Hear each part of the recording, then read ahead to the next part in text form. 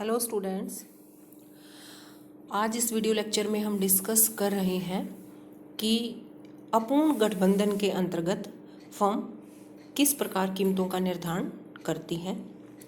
इससे पहले वाले लेक्चर में आपने सीखा था कि अल्पाधिकार के अंतर्गत फर्में जब गैर गठबंधन के रूप में कार्य करती हैं तो वो आपस में एक दूसरे से प्रतियोगिता करती रहती हैं और उस समय उनका मांग वक्र एक कोणीदार मांग वक्र होता है जिसे हम बोलते हैं किंक्ड डिमांड कर्व। और कीमत का निर्धारण जो है उच्चतम और न्यूनतम सीमाओं के अंतर्गत बंध जाता है।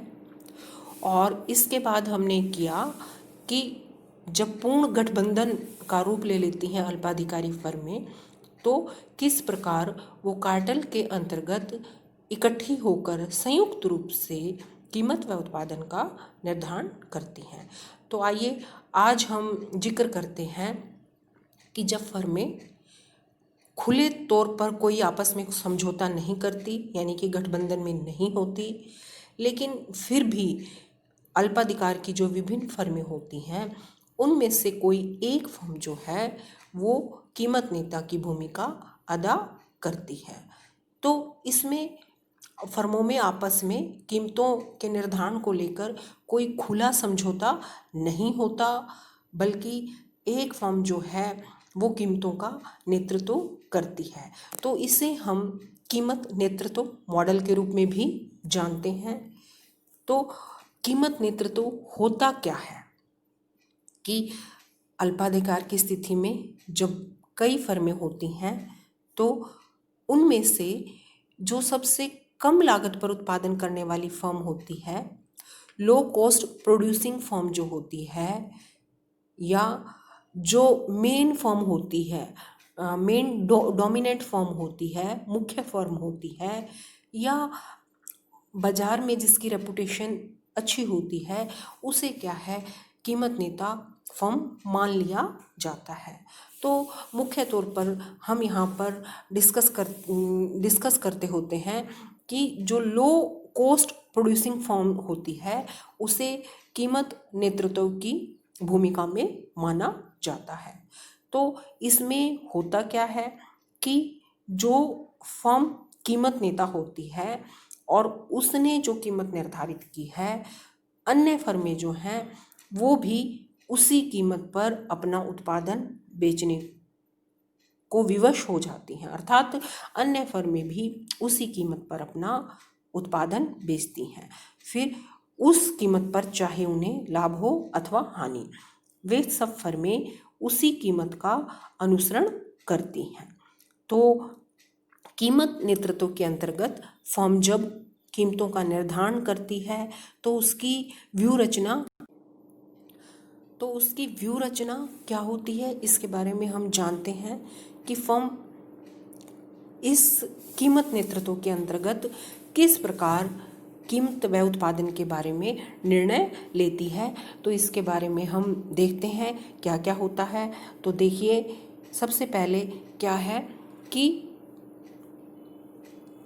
कीमत नेता जो होती है वो कीमतों में बार बार परिवर्तन नहीं करती, मतलब कीमतों में इस स्थिति में बार बार परिवर्तन नहीं किया जाता। केवल उसी स्थिति में कीमतों को बढ़ाया जाता है जब महत्वपूर्ण आगतों यानी कि जो इनपुट्स होते हैं उनकी कीमत बढ़ जाने के कारण यदि लागत बढ़ जाती है तो ही कीमतों को बढ़ाया जाता है, अन्यथा कीमतों में बार बार परिवर्तन नहीं किया जाता। और इसके साथ ही और क्या करती है कीमत नेता फर्म कि कीमतों में जैसे ही कोई परिवर्तन होता है तो उसकी सूचना उद्योग की सभी फर्मों को दे दी जाती है।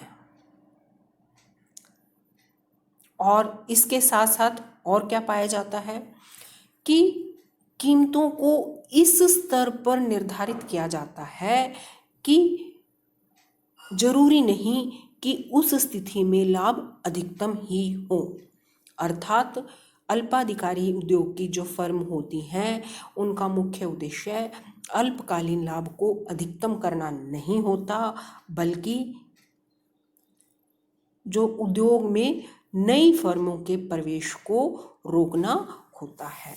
मतलब कि वो कीमतें इस स्तर पर निर्धारित करती हैं कि जिससे नई फर्मों के प्रवेश को प्रोत्साहन ना मिले बल्कि वे निरुत्साहित हों।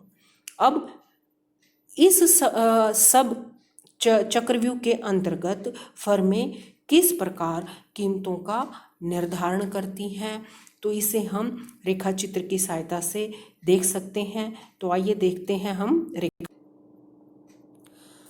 तो बच्चों, इस रेखा चित्र में वही पहले की तरह ओ एक्स अक्ष पर हमने उत्पादन लिया है और ओ वाई अक्ष पर हमने लागत व आय, कॉस्ट एंड रेवेन्यू लिए हैं।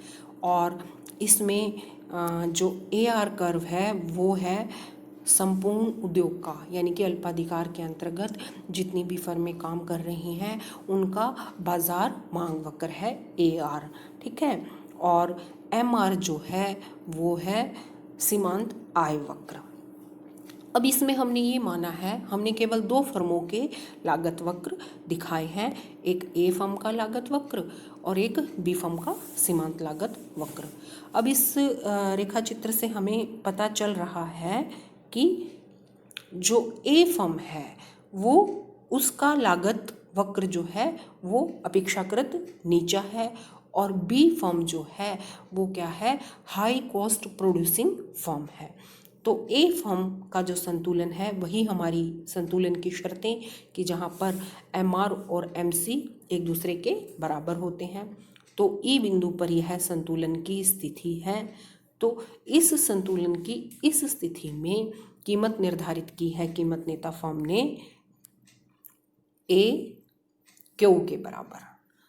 तो जबकि जो हाई कॉस्ट प्रोड्यूसिंग फर्म जो है उसमें संतुलन होता है E1 बिंदु पर और उसमें अपेक्षाकृत कीमतें ऊंची हैं, लेकिन फिर भी क्योंकि अब इसमें लो कॉस्ट प्रोड्यूसिंग फर्म जो है यानी कि कम लागत पर उत्पादन करने वाली फर्म जो है वो है ए फर्म, तो इसीलिए इसे कीमत नेता मान लिया जाता है और अब इसके द्वारा कीमतें निर्धारित की गई हैं ए क्यू। तो इसी कीमत को अल्पाधिकार की अन्य फर्मों को स्वीकार करना पड़ेगा। तो बाकी सभी फर्में भी इसी कीमत पर अपना उत्पादन बेचेंगी। और यदि कभी ऐसा होता है कि कोई फर्म इस कीमत नेता द्वारा निर्धारित कीमत पर अपना उत्पादन नहीं बेच पाती या ऊंची लागतें आती हैं और इस वजह से उत्पादन करने में असमर्थ होती है, तो संपूर्ण बाजार मांग की पूर्ति जो है वो कीमत नेता फर्म के द्वारा ही की जाती है। यानी कि कीमत नेता फर्म इस स्थिति में बाजार मांग का उत्पादन करती है। तो इस प्रकार कीमत नेतृत्व मॉडल के अंतर्गत एक मुख्य फर्म जो होती है जिसे हम आमतौर पर मानते हैं कि लो कॉस्ट प्रोड्यूसिंग फर्म होती है, उसे कीमत नेता मान लिया जाता है और उसी का अन्य फर्में अनुसरण करती हैं, उसी के अनुसार बताए अनुसार कीमत व उत्पादन को निर्धारित करती हैं। तो आई होप कि आप लोगों को समझ में आ गया होगा, तो बताइएगा मुझे। Okay, thank you students.